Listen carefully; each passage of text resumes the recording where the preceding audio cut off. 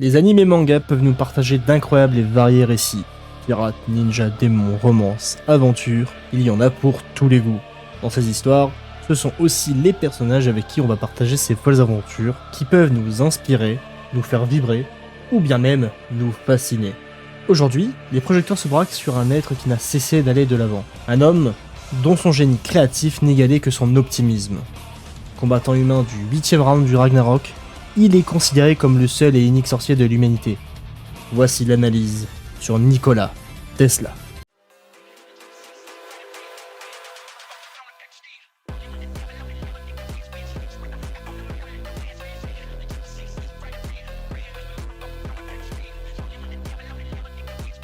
Tesla est un personnage de Valkyrie Apocalypse participant au tournoi.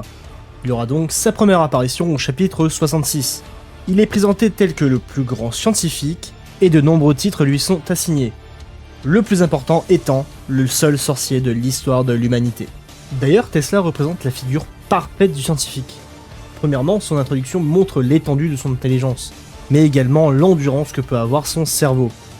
Alors que de grands scientifiques se sont effondrés face aux calculs colossaux, il va continuer ses équations qui semblent interminables.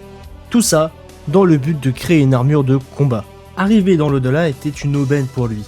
Ainsi, il a pu continuer à faire ses recherches et à progresser. Retenez bien ce terme, ça va être plutôt important pour la suite.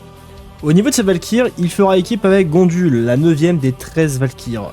Niveau caractère, elle semble très calme et entièrement dévouée à Nikola. D'ailleurs, ce calme et son joli sourire peut également montrer une facette froide et effrayante. Elle n'autorise personne d'autre que Tesla à poser les mains sur elle. Elle va permettre, grâce à son Volund, de réaliser le projet de Tesla, l'armure Super Automaton Beta.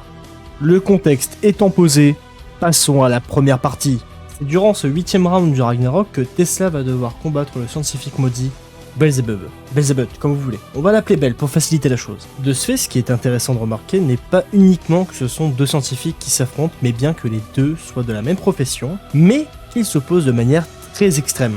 L'un est un optimiste baignant dans la lumière, tandis que l'opposant croule dans les ténèbres, cherchant un moyen de mourir dans la plus grande des douleurs. Cette opposition ne s'arrête pas là, bien entendu, ça ne serait que trop maigre. Bel est prisonnier de son passé, et ne peut s'en dépêtrer étant donné que l'entité Satan qui est en lui fait en sorte que toutes les personnes que Bel commence à apprécier, à aimer, elle se voit massacrer, le cœur arraché. Alors que notre cher Nikola, bien qu'il ait perdu son frère lors d'un accident, continue d'aller de l'avant. Il progresse en se tournant vers l'avenir. On en reparlera de cet aspect en dernière partie. Les créations et les recherches de ces deux énergumènes servent à des fins totalement différentes. Une grande partie, si ce n'est quasiment toutes les créations de Bel, sont vouées à la destruction. Ces créations lui permettant de connaître la mort la plus atroce possible. Concrètement, Arjun en est la parfaite représentation. Bel a tout de même recherché les restes de ce combattant légendaire dans Helheim, afin d'en constituer une sorte de graine qu'il ira mettre dans Zerofuku. Il se fiche pas mal des conséquences sur les plus innocents des dieux. Tant que cela peut le faire avancer dans la recherche d'une mort douloureuse, il va continuer à apporter le chaos.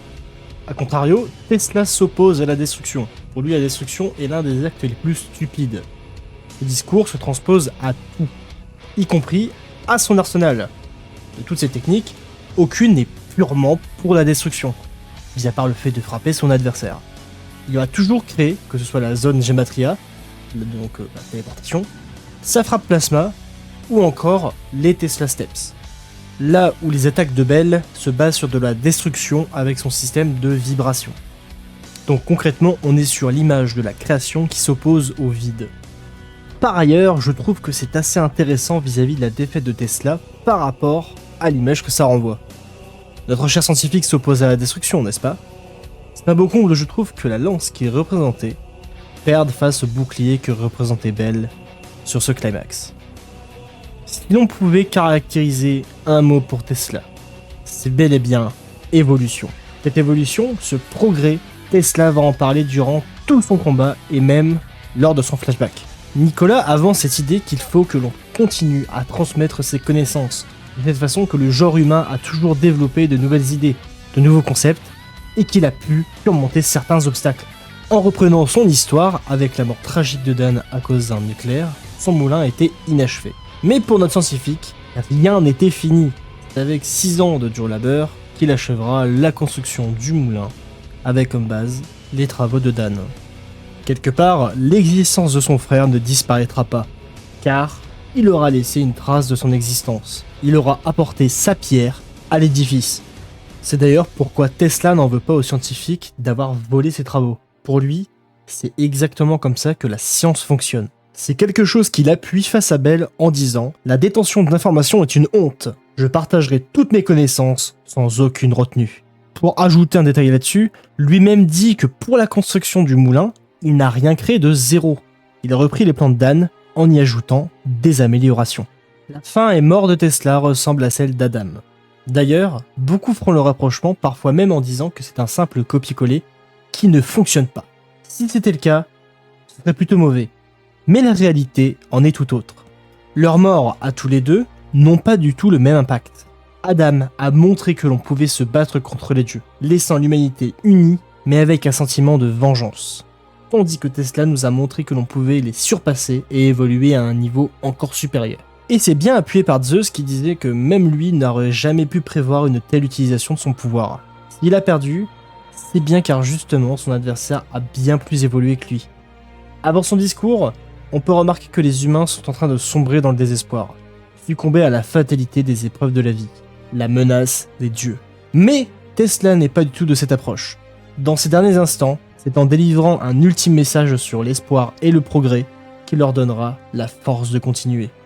Le Ragnarok n'arrivera jamais, car il y aura forcément d'autres humains pour se dresser face aux dieux. Des humains qui progresseront et dépasseront les dieux.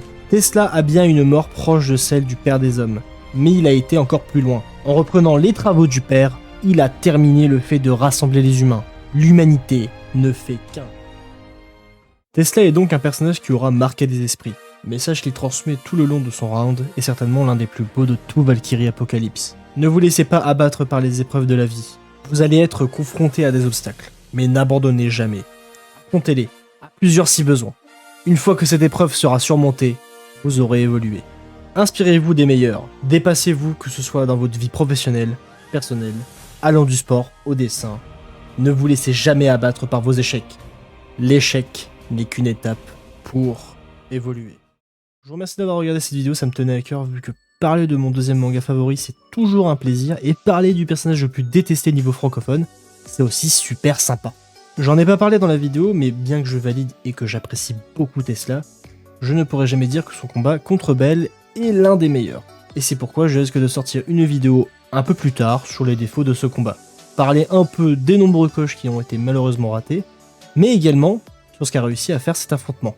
Grosso merdo, parler du round 8 beaucoup plus en détail, et notamment parler un peu plus de Bell. Voilà. D'ailleurs, si vous n'êtes pas d'accord avec moi, eh bien tant mieux. Cette vidéo n'était qu'à mon humble avis sur Tesla. Je ne détiens pas du tout la vérité universelle, et je suis bien heureux de voir des avis différents. Donc, que vous détestiez ou non Tesla, c'est très bien aussi. C'est vraiment quelque chose que j'adore avec la communauté Valkyrie Apocalypse. On a des avis bien différents, tout en se respectant. Vraiment, une communauté de GOAT. Sur ce, je vous dis à la prochaine pour une autre vidéo. Que vos aventures se déroulent à merveille. À la prochaine.